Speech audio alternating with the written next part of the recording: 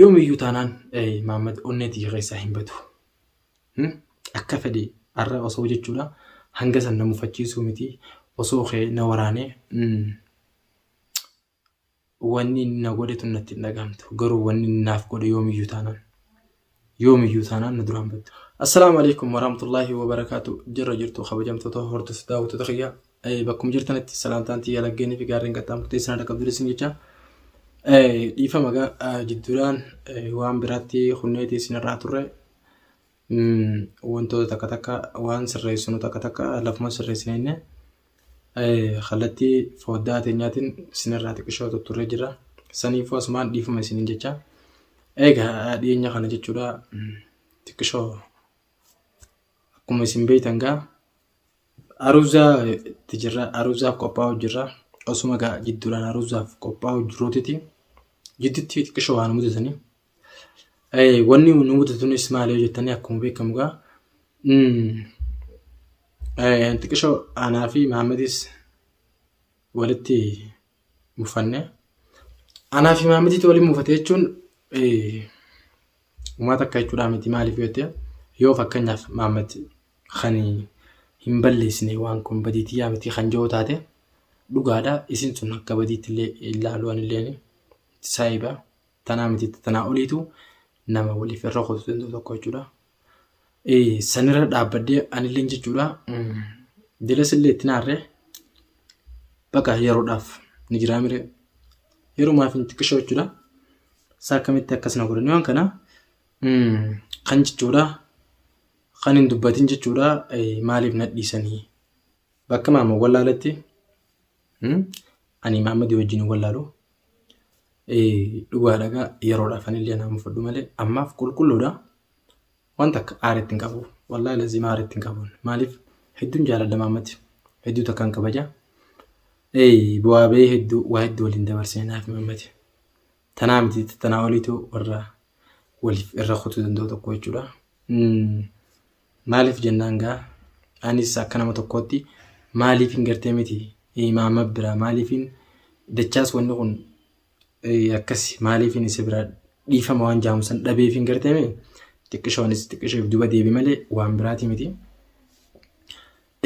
ارا تكله هنگا بو چورباتي داوت تخيا مالفو نمني غاواني غلتا كبكمانغا اني محمديني ولي مفدجي وانين دران غودو جورو تكلي افدوبا تك وانين ديبي هنقا ويچورا الراس بوروستانان هنگان دندوتي وانين ايغلتك اني بكانين غو فدملي ايغلي خرديسون انفدو نمل مخيراو وان تك جلقو ما ينيغلي ايغان تسينمو فري حجيتيا ارغودان بربادا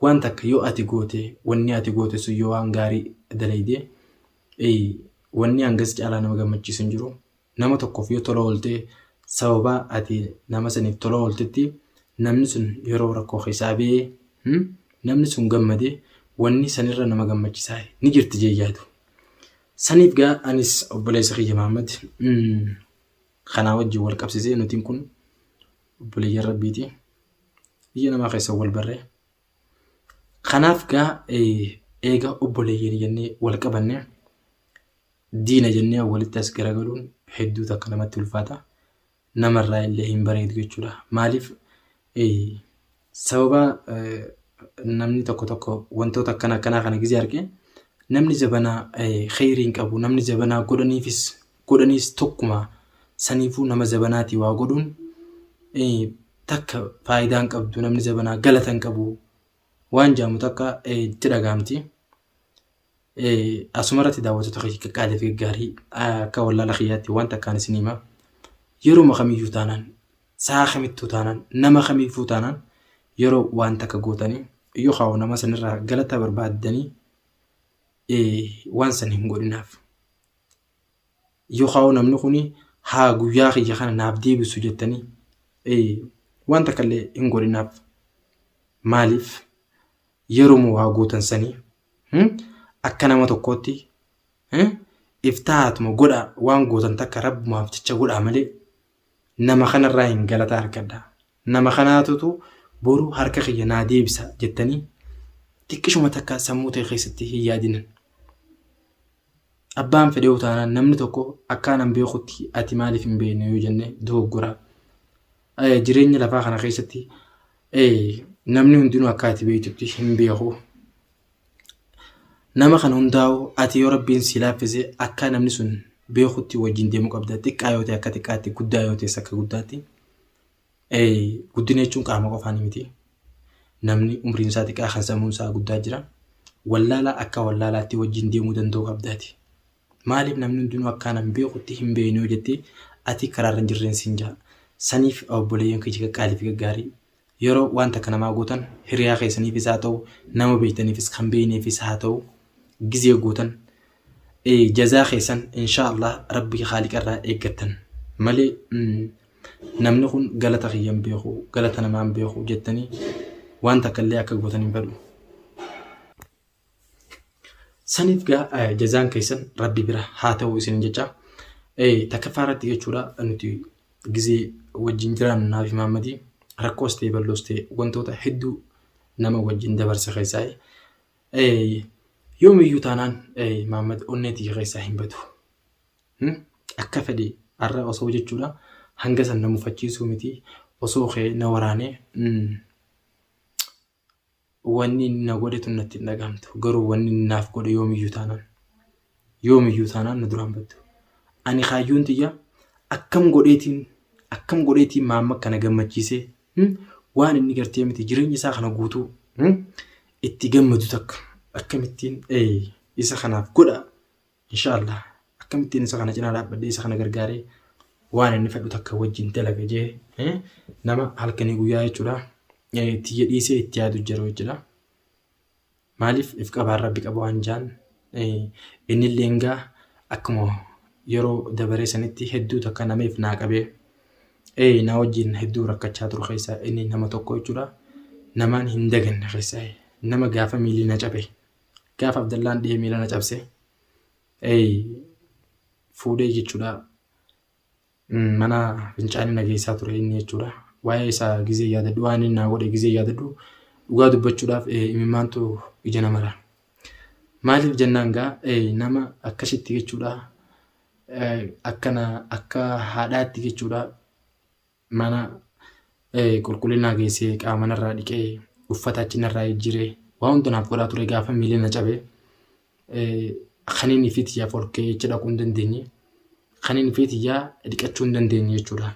Kan miila kiyya namni fuudhee yoon akkana dirrifadhee namni fuudhee ol naa deebisu. Gaafa san keessatti inni nama hojii isaa guutuu dhiisee isaa filiinaan jechuudha. Anarratti waa meeqa ta'a turan keessaa Maammad nama tokko namaan hin daganne jechuu barbaadeeti.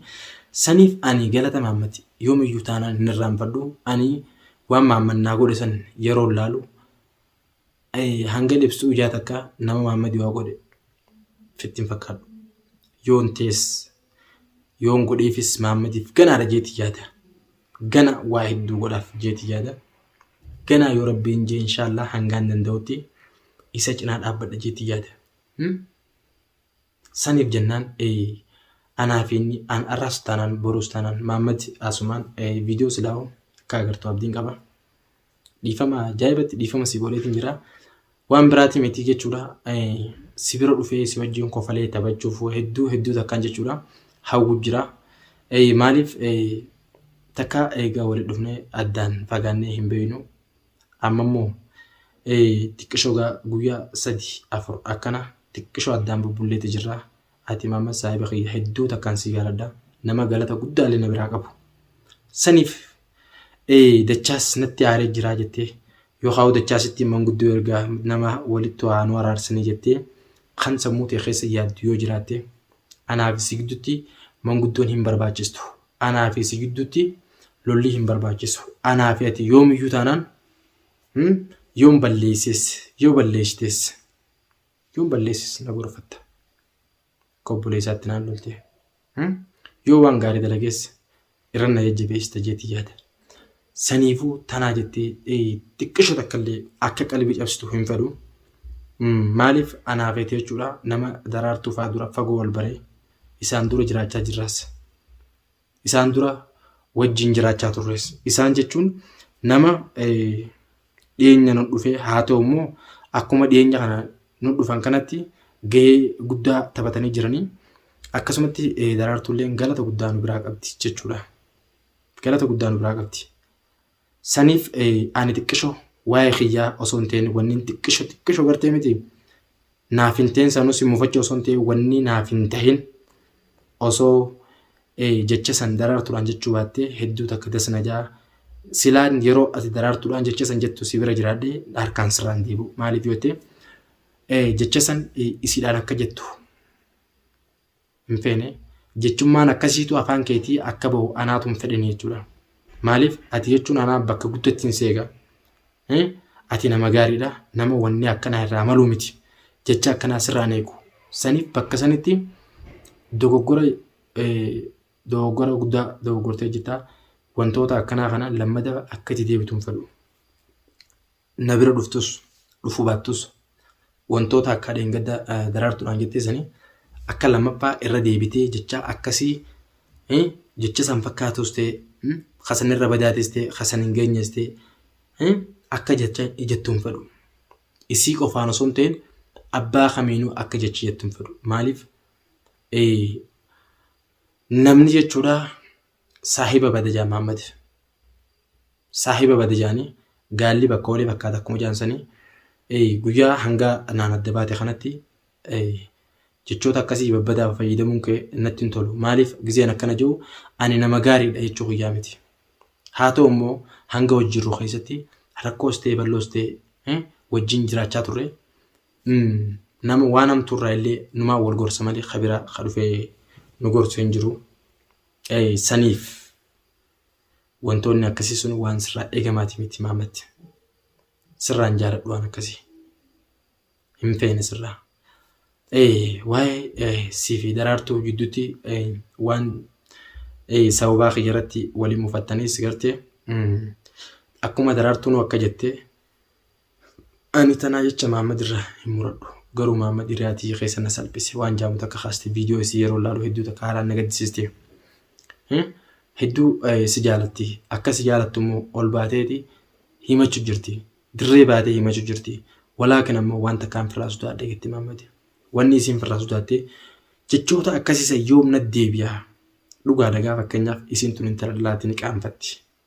Ni qaanfatti waan ta'eef jechoota akkas akkasiisan yeroo namni joon nama qalbii cabsuu dandeessu jechuudha. Saniif jecha nama fuutee mucciyo tanaa illee akkas jechuun kee sirriidhaa miti. Hiree gaa rabbummaan nama tolchaa nu hundaafuu rabbiin gartee miti hiree teenya nuuf haa tolchisu jechaa uumaa rabbiin nama tolchaa amala abbaatti tolfataa jiran. Saniifuu atis waan guyyaa keessaa hin qabne fidachuu jirta. Amala duraan guyyaa keessaas takkaas irratti hin argin kan daawwattoonni keessa irratti hin beekne kan saahiboonni kee kan dhiyoo kan fagoo khasibeekuu fi khasin beekne sirratti hin argin amma sirratti hin argu jira. Dhugaa dhagaa namni gizee fuudha fedhe namni yeroo fuudha fedhe wantoota hedduu takka jechuu danda'a. Ati gaa amma yeroo ammaa kana keessatti gaa fuudha feetee jirtu waan ta'eef sirra laallu namni tokko gaa namni gizee fuudhu deemu bakka dardarummaa keessa gizee jiru kana isa malee waan namni jiru ittiin fakkaatu yaada isaa malee yaani nama biraatu waan ta'u ittiin fakkaatu waan ta'eef saniif namni hundinuu waan kana irra dabareetuma jira. Kana namni wallaalu hin jiru. Saniif daawwattoota keenya qaqqaalee fi gaggaarii saniif ani obboleessi keessan dachaas Muhammad jechuudha ittiin aarree yoo balleesse isiniin gorfadha. Garuu immoo yeroodhaaf anis beekaatiin usee yeroo yookaan fakkeenyaaf aara sanitti namni waan fedhe jechuu kanaa olii waliin jechuu dandeenya. Saniifuu ani Muhammad yoo inni gartee miti ani hin balleessine hajootees dhaqee dhiifaman gaafadha. Naan ararfadha isaan malee jiraachuu hin danda'ani. Isa malee saahibaas waan hin qabneef isumaa fi Abdallaadhaan qaba. Akkasitti isa ni ararfsa. Anu mataan kiyyaa yoo gartee miti kan aarsanis ana waan ta'eef ammoo ani deebii isaan hundaaf dhiifama godheetiin jira. Isaas ta'e daraartuus ta'e isin guutuudhaaf dhiifama godheetiin jira. Garaan kiyya qulqulluudha yoomiyyuu tanaan yeroodhaaf yoo naarees ani nama gartee aara gara namaa qabatee deemuu beeku miti. Aara garatti isiniif hin qabadhu. Isinii miti namaan hin beekneefu garatti aara hin qabadhu. namaan baree wajjin adda ba'ee jiraachuudhaas hin fedhu.